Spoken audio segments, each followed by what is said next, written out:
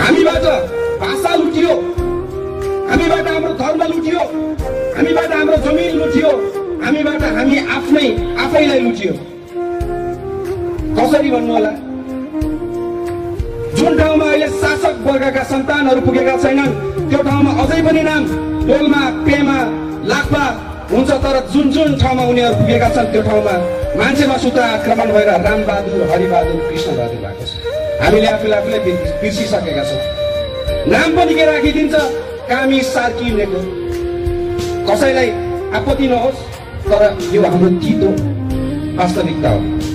चोर पनि दुई किसिमकै हुन्छ। हेर्नुहोस् है, एउटा चोरले के गर्छ? तपाईँको हातमा लगाएको घडी गोजीमा भएको, मोबाइल गोजीमा भएको पर्स, पैसा चोर्छ, घरमा आएर सुन चाँदी चोर्छ। यो चोरसँग हामीलाई कुनै पनि खतरा छैन। हामीलाई खतरा छ त जसले हाम्रो शिक्षा लुट्यो, जसले हाम्रो गाँस लुट्यो, हाम्रो बाँस लुट्यो, जसले हाम्रो कपास लुट्यो, जसले हाम्रो शिक्षा लुट्यो, जसले हाम्रो भविष्य लुट्यो, त्यो चोरदेखि जब हामी जोगिनुपर्छ। हामी जति लुट्ने त्यो लुटिसक्यौँ। अब हामीसँग केही पनि बाँकी छैन। मात्र बाँकी छ त यो शरीरमा एउटा दुखदुखी र प्राण मात्र बाँकी छ।